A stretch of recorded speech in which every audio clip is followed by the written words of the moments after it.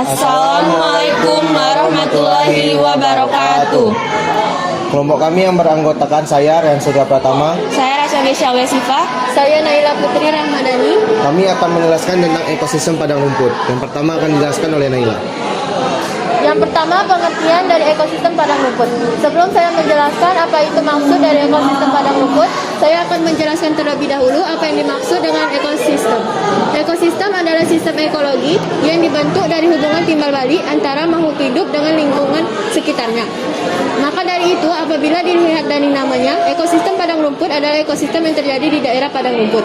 Artinya, interaksi yang dilakukan oleh organisme-organisme padang rumput dengan komponen-komponen abiotik dan biotik di lingkungannya. Ekosistem padang rumput merupakan salah satu jenis dari ekosistem daratan atau ekosistem terestrial yang terbentuk secara alami. Ekosistem padang rumput disebut juga dengan nama lain yakni grassland dan stepa. Yang kedua yaitu satuan organisme dalam ekosistem. Yang pertama adalah individu. Individu adalah satuan fungsional dan struktural yang terkecil dalam ekosistem. Individu merupakan satu makhluk hidup tunggal.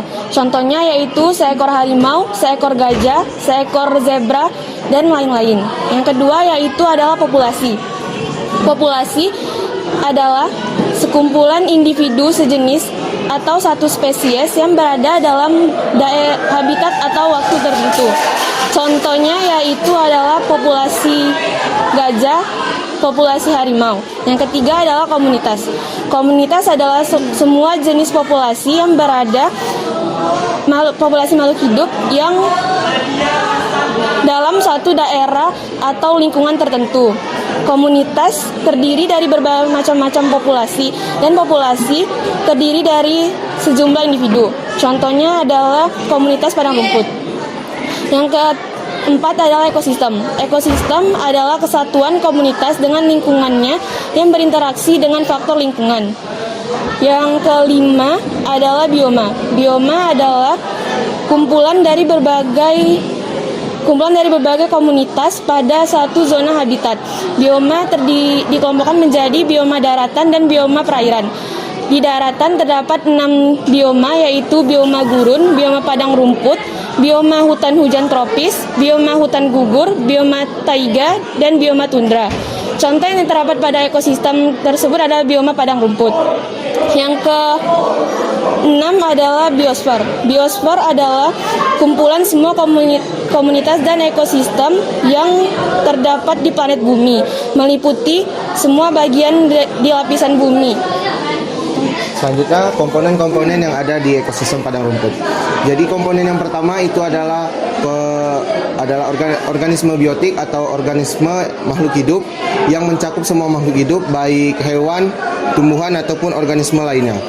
Adapun berdasarkan cara memperoleh makanannya itu dibagi menjadi dua, yaitu autotrop dan heterotrop. Autotrop adalah organisme yang dapat menghasilkan makanan sendiri, contohnya tumbuhan hijau, dan heterotrop adalah organisme yang tidak dapat menghasilkan makanan sendiri dan memakan organisme lain, contohnya seperti hewan, jamur, dan bakteri non-autotrop.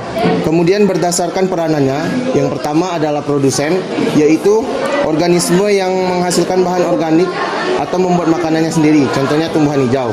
Kemudian adalah konsumen, kelompok yang tidak dapat menghasilkan makanan sendiri, contohnya konsumen tingkat primer, yaitu konsumen yang memakan tumbuhan hijau. Kemudian konsumen tingkat sekunder, yaitu memakan hewan lain atau karnivora. Dan tersier, yaitu adalah organisme konsumen yang paling tinggi. Kemudian ada pengurai atau dekomposer, adalah organisme heterotrop yang menguraikan tumbuhan ataupun hewan yang sudah mati, contohnya cacing tanah, jamur, dan bakteri.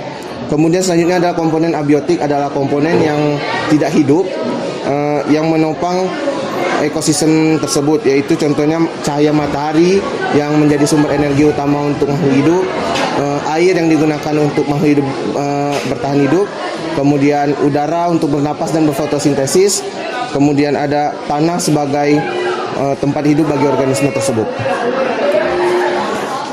Kemudian ada interaksi yang terjadi di dalam ekosistem. yaitu interaksi antar organisme. Interaksi antar organisme dikategorikan sebagai berikut. Yang pertama, netral, yaitu hubungan yang tidak saling mengganggu antar organisme dalam habitat yang sama. Tidak ada yang menguntungkan dan tidak ada yang dirugikan. Contohnya capung dan sapi. Yang kedua ada predasi. Predasi yaitu hubungan antara mangsa dan predator. Contohnya harimau dengan mangsanya, yaitu tikus, burung hantu, dan rusa. Yang ketiga ada simbiosis. Simbiosis adalah hidup bersama antara dua makhluk hidup yang berbeda jenis. Yang pertama ada simbiosis mutualisme. Simbiosis mutualisme adalah hidup bersama antara makhluk hidup yang saling diuntungkan. Contohnya bunga dan lebah. Yang kedua ada simbiosis parasitisme, yaitu hidup bersama antara makhluk hidup yang berbeda jenis, yang satu diuntungkan dan yang satu lagi dirugikan. Contohnya benalu dengan pohon mangga. Yang ketiga ada simbiosis komensalisme, yaitu hidup bersama antara makhluk hidup yang berlain jenis. Yang satu diuntungkan dan yang satu lagi tidak dirugikan. Contohnya anggrek dengan pohon mangga. Sekian presentasi dari kelompok kami. Kami akhiri. Wassalamualaikum warahmatullahi wabarakatuh.